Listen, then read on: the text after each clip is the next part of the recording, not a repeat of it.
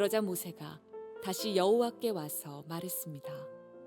주님, 어찌하여 주님의 백성에게 이런 고통을 주셨습니까?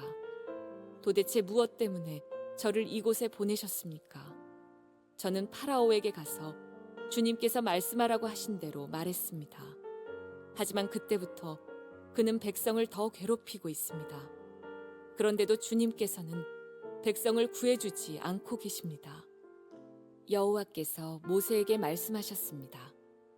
이제 너는 내가 파라오에게 하는 일을 보게 될 것이다. 내가 큰 능력을 보여주면 파라오는 내 백성을 내보낼 것이다. 나의 능력을 보고 파라오는 내 백성을 자기 나라에서 쫓아낼 것이다. 하나님께서 또다시 모세에게 말씀하셨습니다. 나는 여호와이다. 나는 아브라함과 이삭과 야곱에게 전능한 하나님으로 나타났으나 내 이름을 여호와라고 알리지는 않았다. 나는 또 그들과 언약을 세워서 그들이 나그네처럼 살고 있던 가나안 땅을 그들에게 주겠다고 약속했다. 나는 이제 이집트 사람들이 노예처럼 다루고 있는 이스라엘 백성들의 울부짖음을 듣고 내 언약을 기억하였다. 그러니 이스라엘 백성에게 내가 하는 말을 전하여라.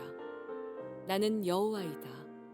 나는 이집트 사람들이 너희에게 강제로 시키는 힘겨운 일에서 너희를 구해줄 것이다. 큰 능력으로 너희를 이집트 사람들의 노예 생활에서 풀어주어 자유로운 몸이 되게 할 것이다. 그리고 이집트 사람들에게는 무서운 벌을 내릴 것이다. 나는 너희를 내 백성으로 삼고 너희 하나님이 될 것이며 너희는 내가 너희 여호와 하나님이라는 것을 알게 될 것이다. 나는 이집트 사람들이 너희에게 강제로 시키는 힘든 일에서 너희를 구해낼 너희의 하나님이다. 내가 아브라함과 이삭과 야곱에게 손을 들어 약속했던 땅으로 너희를 인도하리니 나는 그 땅을 너희에게 줄 것이다. 나는 여호와이다. 그리하여 모세는 이 말씀을 이스라엘 백성에게 전했습니다.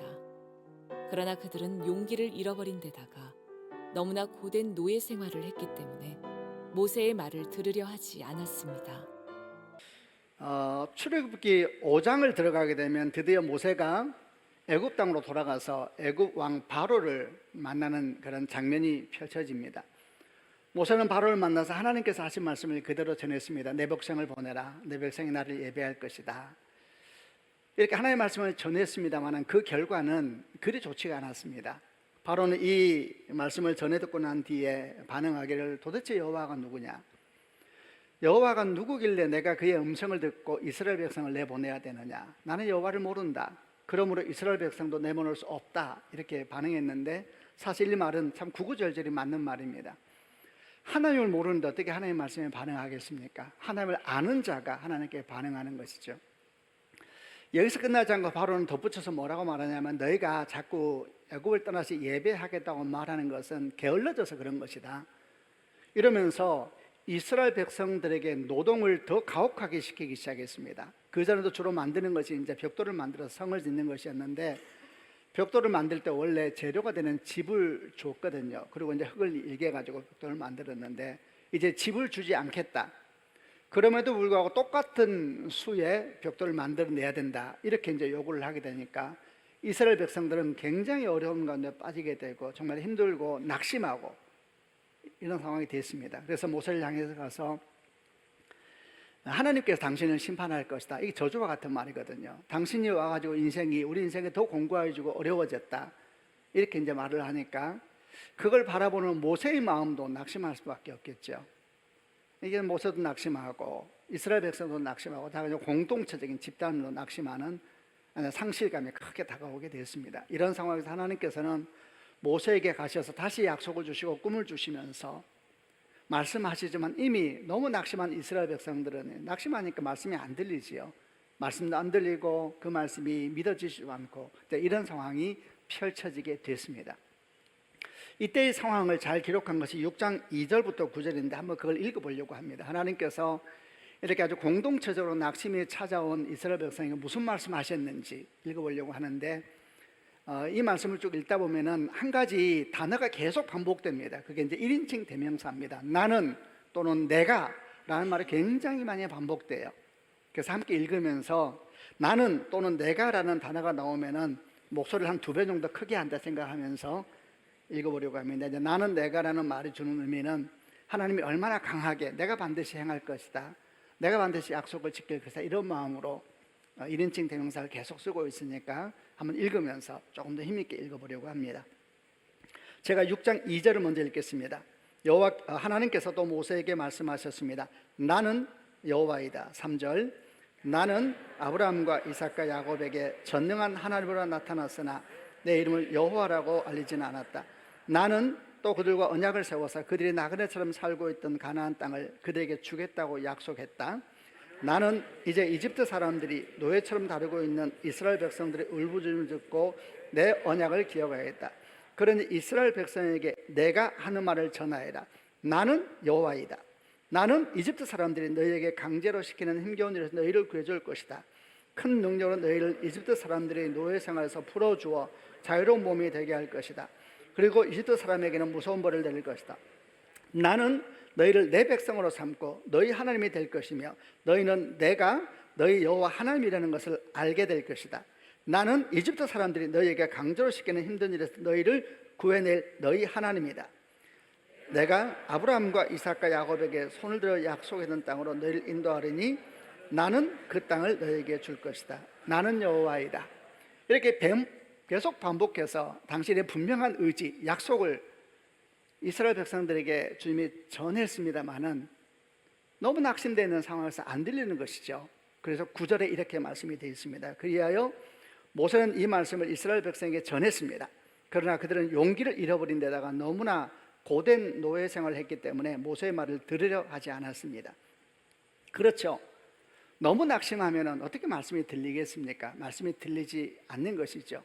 하나님의 말씀 믿어지지도 않고 그냥 들린다 하더라도 그저 그런 말씀 중에 하나로 입으로는 아멘 아멘 하면서도 마음에 들어오지도 않고 기억되지도 않는 이런 일들이 이제 이스라엘 백성들에게 생긴 것인데 어떻게 이것이 이스라엘 백성들만 그러겠습니까? 우리도 그럴 때가 많습니다.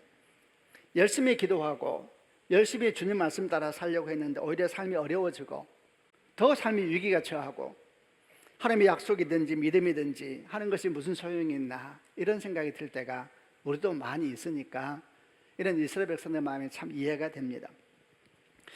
이제 오늘 우리 질문은 여기서 시작해 보려고 합니다. 그렇다면 어떻게 하면 우리가 인생에 이런 낙심이 찾아오고 위기가 찾아올 때 그 낙심을 극복하고 다시 믿음의 자리에 굳게 설 수 있을까?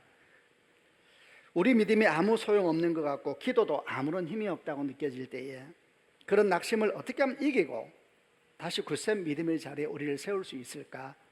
이제 이런 질문을 가지고 답을 찾아보려고 하는데 그 답은 오늘 말씀 중에서 출애굽 5장 22절부터 6장 1절에 있는 말씀, 사실 이게 6장 2절 앞에 있습니다만은 뒤에 붙어도 되고 앞에 붙어도 되는 말씀인 것 같아요. 그 말씀을 가지고 어떻게 하면 낙심을 넘어서 다시 우리가 믿음의 자리에 설 수 있을까? 몇 가지 성경의 교훈을 찾아보려고 합니다. 먼저 5장 22절부터 6장 1절까지를 개역 개정으로 한 번 더 읽어보겠습니다. 제가 22절 읽겠습니다. 모세가 여호와께 돌아와서 아뢰되 주여 어찌하여 이 백성의 학대를 당하게 하셨나이까? 어찌하여 나를 보내셨나이까? 23절 내가 바로에게 들어가서 주의 이름으로 말한 후로부터 그가 이 백성을 더 학대하여 주께서도 주의 백성을 구원하지 아니하시나이까? 여호와께서 모세에게 이르시되 이제 내가 바로에게 하는 일을 네가 보리라. 강한 손으로 말미암아 바로가 그들을 보내리라. 강한 손으로 말미암아 바로가 그들을 그의 땅에서 쫓아내리라. 한 두 가지 말씀을 주목하면서 나누려고 하는데 첫 번째는 모세의 말이고 두 번째는 하나님의 말씀입니다. 첫 번째는 22절 23절에 보니까 모세가 아주 그냥 낙심한 상태에서 하나님께 뭐라고 말하냐면 어찌하여 나를 보내셨습니까? 나한테 왜 이러십니까? 이제 이렇게 낙심하면서 불평하듯이 하나님께 질문하는 한 문장이고 또 하나 주목하려는 것은 이에 대한 하나님의 말씀이죠. 이제 내가 강한 손으로 일하리라. 그리고 바로가 너희를 내쫓을 것이다. 이렇게 하나님께서 말씀하세요. 이 두 가지 말씀을 가지고 어떻게 하면 고난에서 우리가 다시 약속의 자리에 설 수 있을지 찾아보려고 합니다. 첫 번째는 어찌하여 나를 보내셨나이까?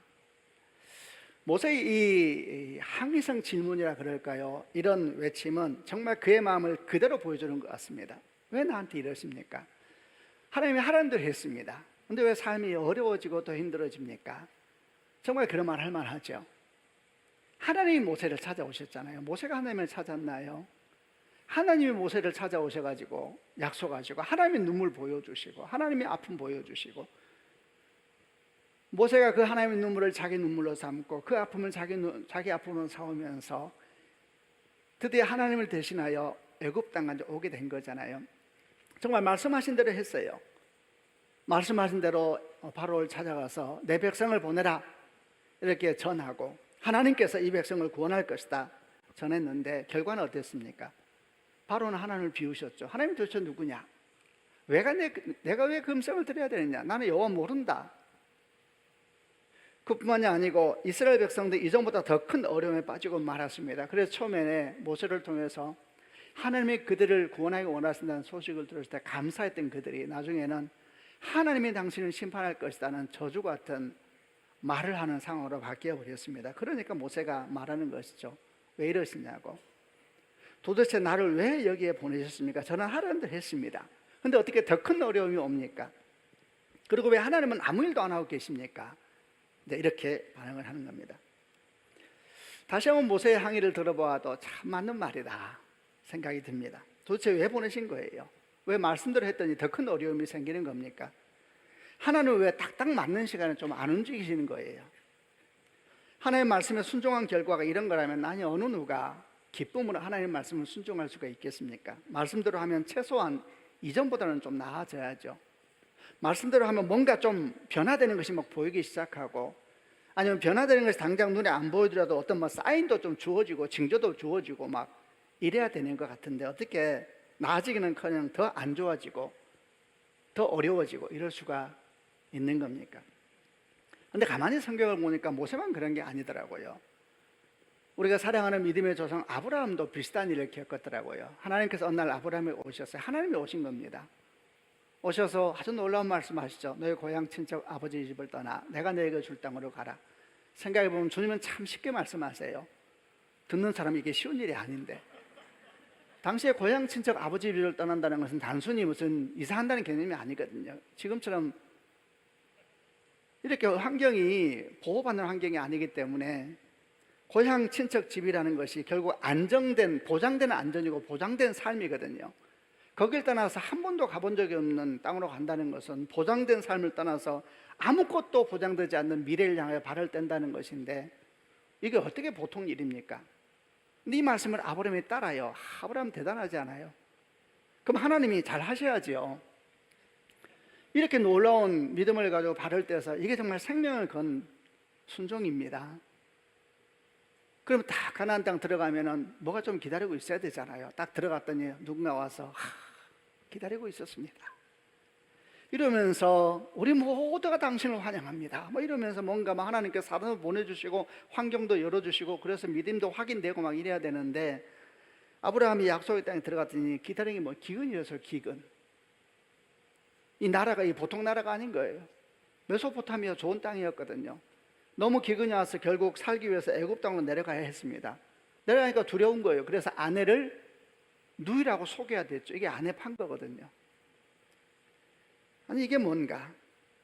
그렇게 약속을 따라 발을 뗐는데 첫 기다림이 기근이었고, 그것 때문에 아브라함이 사실 내면이 다 드러나게 됐죠. 아내 한 명 보호하지 못하는 아주 한심한 남편이 된 겁니다. 약속이 뭐예요? 하나님이 약속을 붙잡고 산다 그러면서 지 집도 보호하지 못하고 가족 한 명 보호하지 못하고, 이게 뭔가? 이런 생각이 들지 않습니까? 최소한 이건 아니지 않는가? 이런 생각의 바탕 가운데, 우리 가운데 이런 생각이 있는 것 같아요. 이런 모든 이런 마인드 흐름 가운데 어떤 바탕이 있냐면, 하나님께 순종하면 모든 것이 잘 될 것이다, 이런 마음이 있어요. 어떻게 생각해요? 하나님께 순종하면 모든 것이 잘 될 것이다. 이 말이 틀려요? 틀린 거 아니잖아요. 하나님이 어떤 분이세요? 우리에게 은혜를 주시고 우리 살리려고 아들을 십자가 못 박은 분이시잖아요. 우리에게 은혜를 주시기 원하셔서 안달하는 분이시잖아요. 그러면 우리가 하나님께 순종하면 모든 것이 잘 될 것이다, 이 말이 틀린 말이 아니잖아요. 예, 틀린 말이 아니죠. 근데 사실 이 표현은 조금 정확하게 해야 될 필요가 있습니다. 좀 더 정확하게 말하면 이렇습니다. 하나님께 순종하면 모든 것이 잘 될 것이다. 하나님은 모든 것을 잘 되게 하는 분이 아니라 모든 것이 합력하여 마침내 잘 되게 하는 분이십니다. 로마서 8장 28절 항상 오래 기억합니다. 우리가 알거니와 하나님을 사랑하는 자 곧 그 뜻대로 부르심을 입은 자들에게는 모든 것이 합력하여 선을 이루느니라. 얼마나 명확합니까? 묵상이 어려운 질문 말씀도 아니고 내용이 이해하는데 어려운 것도 아닙니다. 이 말씀이 의미하는 건 뭡니까? 하나님은 참된 복을 주시기 위해서 때때로 우리를 광야로 밀어넣으시기도 하시고 때때로 우리를 홀로 외롭게 두시기도 하시고 때때로 우리를 병 가운데 있도록 허락하기도 하신다라는 말씀이지 않습니까? 그러나 그분은 어떤 경우에도 그런 고난과 외로움과 병으로 인생을 끝나게 하는 분이 아니시다.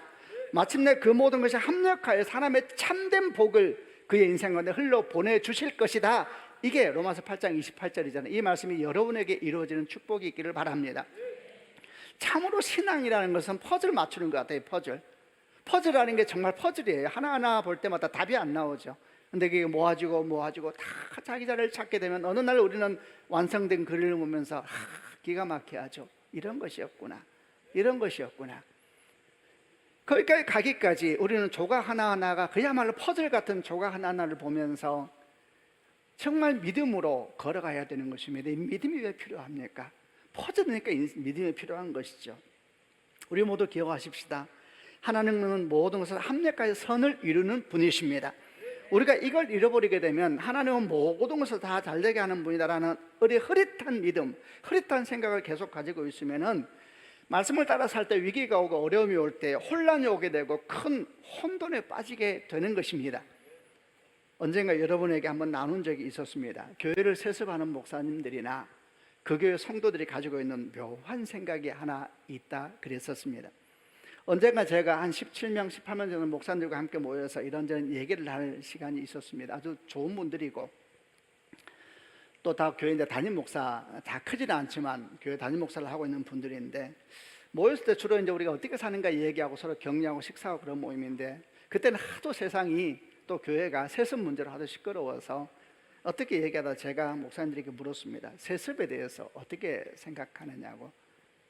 그래서 정말 깜짝 놀랄만한 말을 했습니다. 세습할 수 있다라고 생각한다 그러더라고요. 정말 놀랐습니다.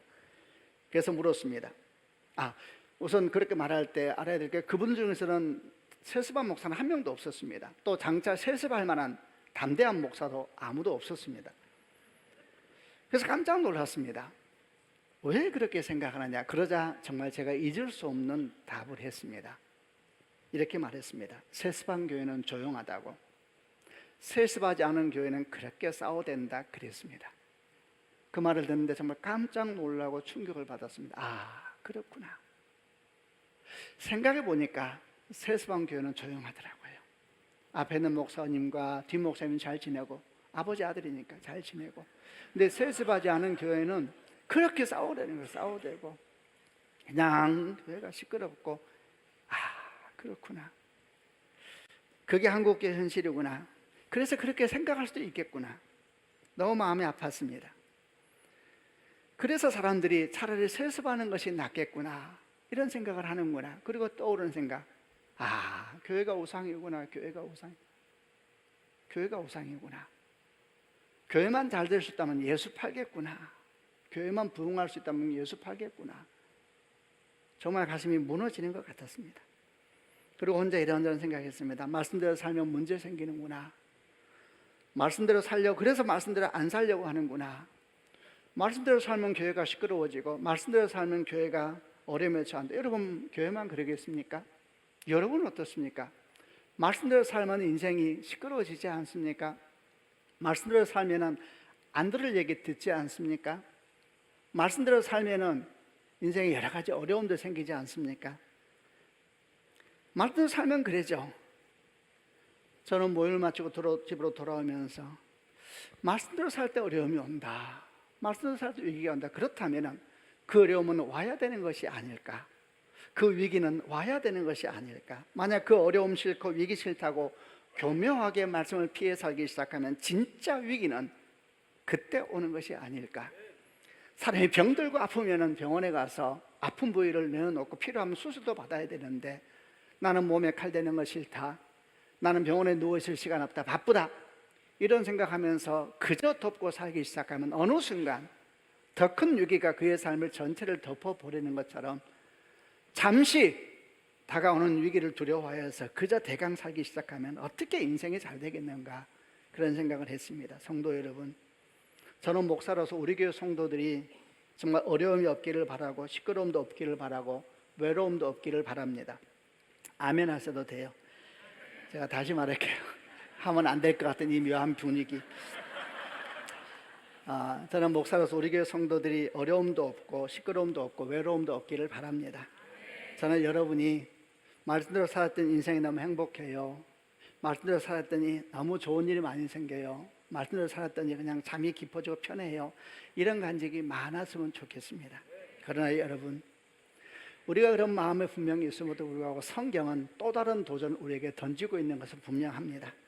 말씀대로 바로에게 나아갔던 모세는 큰 낙심을 경험했고, 말씀대로 갈대아우를 떠났던 아브라함을 기다리는 것은 기근이었고, 말씀대로 출애굽했던 이스라엘 백성은 거친 홍해를 만났고, 그리고 광야로 인도함을 받았습니다.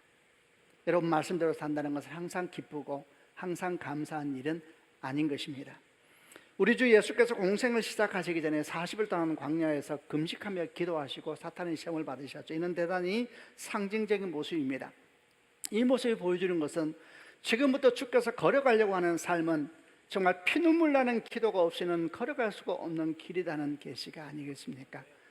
지금부터 걸어가려고 하는 이 믿음의 길, 이 길은 우리가 걸어갈 길이기도 하거든요. 주님은 우리의 모범이시잖아요. 우리가 걸어갈 길이기도 한데 주님께서 그 길을 시작하시면서 40일 동안 금식하며 기도합니다. 우리로 하여금 말씀하는 것이죠.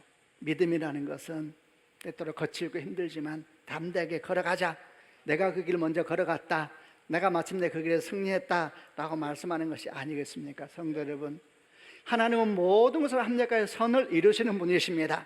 그러므로 담대하게 믿음의 길을 걸어가는 축복이 있기를 바랍니다. 믿다 보면 걸어가는 길에 어려움도 생기지만 그 길이야말로 진짜 생명의 강물처럼 흘러오는 길이라는 것을 믿고 그 어려움을 기쁨으로 받아들이고 승리하는 성도가 되기를 바랍니다. 오히려 우리가 생각할 것은 내가 말씀대로 사는데 내 인생은 아무런 문제가 없다, 그럴 때에 오히려 멈춰설 줄 아는 성도가 되기를 바랍니다. 그 사람은 진짜입니다. 위기가 올 때 오히려 기쁨으로 걸어가고, 아무 문제가 없을 때 잠깐 서서 내가 지금 바르게 걸어가고 있는가 자기를 돌아볼 수 있다면 어떻게 하나님께서 그 사람의 복을 안 주시고 사탄이 어떻게 그런 사람을 데리고 장난을 치겠습니까? 그럴 수가 없는 것입니다. 모든 것을 합력하여 선을 이루신 하나님, 그분을 믿고 오늘도 담대하게 한 발을 떼시는 성도가 되기를 다시 한번 주님의 이름으로 축복합니다. 두 번째 말씀은 어떻게 하면 우리가 낙심의 자리를 벗어나서 다시 한번 믿음의 자리에 설 것인가. 두 번째 말씀은 하나님께서 이런 말씀하세요. 이제 내가 강한 손으로 일하리라, 그리고 바로가 너희를 쫓아낼 것이다, 이렇게 말씀하는데 그게 6장 1절입니다 개역개정으로 한 번만 더 읽어보겠습니다. 6장 1절입니다 시작. 여호와께서 모세에게 이르시되 이제 내가 바로에게 하는 일 네가 보리라. 강한 손으로 말미암아 바로가 그들을 보내리라. 강한 손으로 말미암아 바로가 그들을 그의 땅에 쫓아내리라. 두 가지 단어에 주목합니다. 첫 번째는 이제 내가 강한 손으로 바로에게 일하리라. 여기서 이제라는 단어입니다. 아타라는 히브리어인데 now, 하나님이 어떤 일을 매우 긴박하게 하실 때 쓰는 표현을 썼습니다. 이제 내 시간이 왔다는 것입니다. 이제 내가 일할 것이다. 이제라는 단어 하나 주목해보고, 두 번째는 바로가 너희를 쫓아내리라, 이런 말은 쫓아내리라, 가라시 다는 단어인데 쫓아내다, 바로가 너희와 인연을 끊을 것이다. 인연을 끊어버린다는 얘기. 이게 하나님의 강한 손을 버티지 못하고 더 데리고 있다면 내가 죽겠구나, 쫓아내버리고 나는 너와 같이 못 산다. 바로가 이스라엘 백성을 향하여 나는 너와 함께 못 산다, 이거 쫓아내게 될 것이다, 쫓아버릴 것이다 라는 단어입니다. 여러분, 첫째, 하나님께서 이제 내 시간이다 그랬습니다. 여러분, 하나님의 시간이 있습니다. 언제 왔습니까? 이 시간이요. 모세가 하나님의 말씀을 따라 그가 순종했을 때, 그가 움직였을 때 그 시간이 어느 순간 왔습니다. 여러분, 하나님의 시간이 있습니다. 모세의 시간이 있고 하나님의 시간이 있고 모세가 해야 될 일이 있고 하나님이 하실 일이 있으신 것입니다. 물론 우리가 6장 2절부터 9절을 읽으면서 나는 내가 라고 말씀하시면서 이 일을 시작한 분도 하나님이시요 이끌어가신 분도 하나님이요 마무리할 분도 하나님이심을 분명히 보았습니다. 그분이 하나님이시죠. 근데 그 하나님께서 여러분과 저를 그 일의 동력자로 부르신 것입니다. 놀라운 약속입니다. 우리를 축복의 통로로 부르신 분이 하나님이십니다. 그래서 우리 할 일이 있는 것입니다. 우리가 해야 될 때, 우리가 우리 할 일을 할 때 주님은 주님의 일을 하시는 것입니다. 여러분, 모세가 그랬습니다. 모세는 하나님의 음성을 들었고 그 말씀을 따라 바로를 찾아갔습니다. 하나님의 말씀을 전했습니다. 내 백성을 보내라, 이 말씀을 전했습니다. 이로 말미암아 큰 어려움이 왔습니다. 낙심했습니다. 도대체 내게 왜 이러십니까? 이런 외침이 있었습니다. 근데 그 말씀 바로 뒤에 하나님께서 말씀합니다. 이제 내가 강한 손으로 일할 때가 왔다. 이제 내 시간이다. 이렇게 하면서 하나님의 시간이 왔음을 모세에게 말하고 있는 겁니다. 우리는 보통 이런 염려를 하곤 합니다. 내가 이렇게 열심히 기도해도 하나님께서 응답하지 않으면 그 아무 소용없는 거 아닌가? 내가 이렇게 아무리 믿음으로 살아가도 하나님이 나와 함께 하지 않으시면 나는 아무 소용이 없는 거 아닌가? 이런 생각을 합니다. 우리는 어떤 걱정을 하냐면 하나님께서 움직이지 않으실까 봐 걱정을 하는 겁니다. 나는 열심히 움직이는데 그분 딴 거 신경 쓰시다가 하나님께서 안 움직이실까 봐 우리가 걱정하는 염려가 우리에게 있습니다. 여러분, 이 염려가 얼마나 얼토당지 않습니까? 우리가 하나님보다 신실합니까? 여러분이 하나님보다 신실합니까? 여러분이 하나님보다 부지런하십니까? 여러분이 하나님보다 더 주목하시는 분이십니까? 어떻게 내가 움직이는데 주께서 안 움직일 같이 걱정하십니까? 내가 열심히 기도하는데 주께서 내 기도에 반응 안 하실 것처럼 왜 걱정하십니까? 이 걱정은 절대 선한 것이 아닙니다. 하나님께서 먼저 움직이십니다. 하나님께서 모세 찾아가셨습니다. 하나님께서 그의 마음에 당신 눈물을 말씀해 주셨습니다. 하나님께서 그에게 꿈을 주셨습니다. 하나님께서 하시는 것입니다. 여러분, 우리가 움직이기 전에 하나님께서 먼저 움직이심을 기억하는 축복이 있기를 바랍니다. 저는 예배할 때마다 생각합니다. 여기 앉아서 예배할 때마다 항상 저는 생각합니다. 하나님이 나보다 먼저 이곳에 계신다. 하나님이 나보다 먼저 계십니다. 저는 기도할 때 생각합니다. 제가 그 얘기 한 번씩 해요. 하나님 오시옵소서 오시옵소서 기도하는 분들 볼 때마다 저는 말합니다. 이미 오셨다고. 당신보다 먼저 오셨다고. 여러분, 하나님은 우리보다 우리에게 가까이 계십니다. 아멘. 내가 기도하는데 주께서 기도 안 들어주실까 걱정하는 것은 절대 선한 걱정이 아니고 하나님께서 기가 막히게 할 걱정입니다. 여러분, 걱정하지 마시길 바랍니다. 여러분은 여러분의 일을 하시길 바랍니다. 주님은 주님의 일을 하실 것입니다. 그분의 신실할 줄 믿고 우리에게 주어진 일, 주 안에서 우리에게 주어진 길을 우리는 걸어가는 것입니다.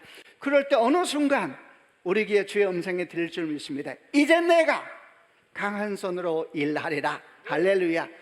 이제 내가 내 아들 내 딸아, 내가 강한 손으로 일하리라. 너는 너의 일을 하고 있구나. 나는 내 일을 하리라. 내가 마친 내 일을 하리라. 이 음성이 여러분 음성이 되기를 다시 한번 주님의 이름으로 축복합니다. 두 번째, 바로가 그들을 쫓아내리라 그랬습니다. 하나님의 강한 손으로 일하실 때에 바로가 이스라엘 백성을 감당할 수가 없는 것입니다. 여러분, 사탄은 진정한 하나님의 사람을 좋아하지 않습니다. 왜냐하면 하나님의 사람은 사탄의 왕국의 균열을 일으키고 사탄에게 아주 불편한 긴장감을 주기 때문에 그런 것입니다. 여러분, 축복합니다. 여러분이 이런 진정한 하나님의 사람이 되길 주님의 이름으로 축원합니다. 그래야지 사탄의 왕국의 균열이 일어날 때 하나님의 나라가 견고하게 사는 것입니다. 바로가 그들을 쫓아내리라 그랬습니다. 왜 쫓아냅니까? 이스라엘 백성을 데리고 있는 것이 전혀 자기 나라에 도움이 안 되는 것입니다. 실제 그랬습니다. 우리가 다음 주부터 10가지 재앙을 보게 될 것인데, 처음에 모세가 와서 나일강이 피로 변할 것이다, 나일강에서 개구리 올라올 것이다, 이런 말을 했을 때 애굽 사람은 신경도 안 썼습니다. 왜? 그들의 마술살도 똑같이 했거든요. 근데 세 번째, 네 번째 재앙에 대한 말씀이 선포될 때 이분들이, 이 애굽 사람들이 신경이 쓰이기 시작합니다. 자꾸 말씀이 이루어지는 거예요. 아주 신경이 쓰이기 시작하죠. 그러다가 7번째 우박 재앙을 모세가 말했을 때에 이 재앙에 누가 제일 먼저 반응한지 아세요? 이스라엘 백성이 반응하는 것이 아니라 애굽 사람 중에 일부가 반응하기 시작합니다. 저 말씀이 이루어질 거야. 애굽 사람들이 뛰쳐나가서 자기 가축을 막 집으로 들이기 시작했습니다. 하나님 말씀이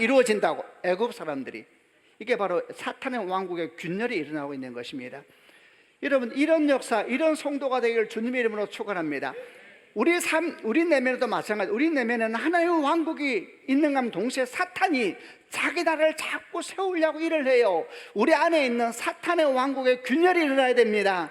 그의 역사가 당황스러워야 됩니다. 여러분, 사탄이 우리를 보면서 당황해야 되고 놀라야 되고 아주 신경 쓰여야 되고, 데리고 있으면 그냥 내가 죽겠네, 이런 사람이 돼야 되는 겁니다. 예수님이 다 그러셨습니다. 예수님이 십자가 못 박혀 죽으실 때에 사탄은 자기가 승리한 줄 알았습니다. 그래서 자기 영원한 문을 열었습니다. 무덤의 문을 열고 그를 탁 묻어버렸죠. 돌문을 닫아놓고 로마 병사가 지키게 했습니다. 아무도 열 수 없다. 예수를 삼켰습니다, 죽음이. 근데 한 3일 정도 지났는데 이게 안 넘어가는 거예요, 목에서. 죽음이 자꾸 예수를 삼키는데 목에 딱 걸려가지고 안 넘어가. 3일 뒤에 결국 토해버리고 맙니다. 삼킬 수가 없구나. 무덤 문이 영원히 열려버리고 말았습니다. 죽음아, 너희 쏘는 것이 어디 있느냐? 사망아, 너희 쏘는 것이 어디 있느냐? 여러분, 어떻게 죽음이 생명을 삼킵니까? 어떻게 땅이 하늘을 삼킵니까? 어떻게 거짓이 진리를 삼킵니까? 여러분, 이것이 예수 사건입니까? 그 예수께서 우리 안에 계시는 것입니다. 사탄은 우리를 못 삼킵니다.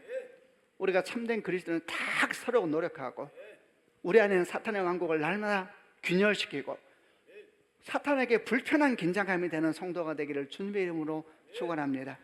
우리 삶에서 항상 그래야 되는 것입니다. 이를 위해서 무엇보다 말씀을 아주 가까이 하고 말씀과 씨름하며 사는 게 중요합니다. 제가 지난주에 우리 교회에서 2년 전에 개척하고 나간 박정희 목사님을 잠깐 만났는데 한 2년 됐죠. 그래서 이제 우리 교인들 막 돌아오고, 이제 우리 교인들 조금밖에 안 남으셨어요. 다 그러면서 교회가 세워지는 거죠. 근데 그런 통해서 많은 새로운 분들이 많은 교회에 들어오게 됐는데, 특별히 박정희 목사님 뭘 잘하냐면 40일 통독을 우리 교회 있을 때도 잘했어요. 그걸 잘해요. 40일 통독 모임 막 열 몇 개가 있는데 대부분 외부 사람들이 외부 사람. 다른 교회 분들도 있고 상처받은 분들도 있고 뭐 교회 안 나오는 분들도 있고, 거기를 통해서 이제 교회를 들어오는 통로가 열리는데 그 일 얘기를 하나 하더라고요, 목사님. 그래서 성경 모임을 하나, 읽기 모임을 하나 하는데 그 중에 다른 교회 한 분이 있는데 그 교회가 야단이 났다는 거예요. 이 담임 목사님이 문제가 생겨가지고 그야말로 교회가 야단이 나고 막, 그래서 막 상처받고 막 어쩔지 모르는 권사님들, 집사님, 여자분들이 카톡방을 따로 만들어가지고 한 70명이 카톡방에 모이는데 막 쏟아내기 시작하는 거예요. 분노들과 막 억울함을 막. 카톡방 들어가면 막 참 이상하죠. 하나님께 쏟아내면 이게 순화돼요. 근데 사람끼리 쏟아내면 막 상승작용을 일으켜요. 막 벌써 막 수십 명 죽는 거예요, 그 안에서 막. 근데 이 집사님 보니까 이래서는 안 되겠다 생각이 들더래요. 그래서 박정희 목사님이 부탁한 거예요. 목사님, 제가 말씀 읽기를 제안하게 되겠는데 하루에 서너 장을 읽게 하겠는데 목사님 좀 도와달라고. 그리고 카톡방에 글을 올렸대요. 우리 말씀 읽기 합시다. 하루에 3장씩 말씀 읽기 합시다. 이렇게 있을 수는 없지 않습니까? 그러자 한 명 한 명, 그랬으면 좋겠어요, 그랬으면 좋겠어요, 그랬으면 좋겠어요. 이 말씀 읽기 시작하는 거예요. 매일 아침에 목사님이 정리해준 서너 장 요약강을 올리면은 그걸 다 서너 장 읽는 거, 시간이 지나면 어떤 일이 생기기 시작하나, 다른 말이 올라오는 거예요. 그렇게 독을 쏟아냈던 우리 권사님 집사님들이 오늘 난 말씀 읽었는데 이 말씀을 가지고 나 울었어요. 막 글을 올리는 거예요. 이 말씀이 오늘 나를 살렸어요. 잠을 못 자는데 이 말씀 읽고 잠을 자게 됐어요. 막 글을. 제가 그 얘기를 듣는데 박정희 계속 좀 말해봐요. 계속. 주일날로 성도들에게 말할래요. 오늘이 그 주일이에요. 사탄의 나라가 다 우리 안에 들어와서 일을 하려고 그래요. 균열을 시켜도 균열을. 우리를 낙심시키려고 하고 상처만 자꾸 붙잡으려고 그러고. 상처가 무섭거든요. 그럴 때 한 집사님이 제안하잖아요. 우리 말씀 봐요. 말씀 봐요. 우리 말씀 봐요. 누군가 말해야 돼요. 그래요, 우리 말씀 봐요. 또 누가? 그래, 우리 말씀 봐요. 그래, 우리 말씀 봐요. 그래, 우리 말씀 봐요. 다른 글이 다 어떻게 되겠어요? 하나님 나라가, 사탄의 왕국은 균열되고 하나님 나라는 굳게 서가는. 여러분, 그럴 때에 의심은, 낙심은 우리 가운데서 도망가게 될 것이고 굳세 믿음의 역사가 우리 가운데 일어나게 될 줄로 믿습니다. 이제 말씀을 마무리하겠습니다. 우리도 다 낙심합니다. 기도도 소용없는 것 같고 믿음도 소용없는 것 같을 때에 오늘 말씀을 잘 기억하시길 바랍니다. 첫 번째, 하나님은 모든 것을 합력하여 선을 이루시는 분이십니다. 이 말씀 굳게 붙잡고 담대히 걸어가는 축복이 있길 바랍니다. 두 번째, 하나님의 시간이 있고 우리 시간이 있습니다. 여러분이 일을 하십시오. 주님은 주님이 일을 하실 것입니다. 여러분이 열심히 하는데 주님께서 안 하실까 걱정하지 마세요. 그 되게 코미디예요. 여러분이 하세요. 주님 안에서 주님은 주님이 일을 하실 것입니다. 세 번째, 사탄의 왕국의 군주를 일으켜야 돼요. 주님이 기뻐한 일을 하고 어려울 때일수록, 힘들 때일수록 주님 더 많이 사랑하리라. 마음에 상처 입을수록 말씀 더 가까이 하리라. 힘들수록 나 기도할 거야. 역사가 일어납니다. 그럴 때 우리 모두는 슬픔과 낙심을 떠나서 믿음의 삶을 굳게 서게 될 줄로 믿습니다. 그런 축복이 있을지어다. 같이 기도하겠습니다. 한번 내 가슴에 손을 얹어 보시길 바랍니다.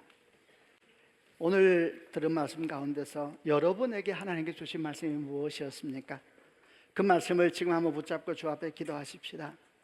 하나님, 우리가 이 말씀을 붙잡고 주 앞에 나아가면서 우리도 낙심하고 우리도 두려워하고 우리 기도가 정말 그대로 내 발등을 찍는 것 같고 하나님의 말씀이 그저 흩어지는 허무한 말씀을 드릴 때가 많습니다.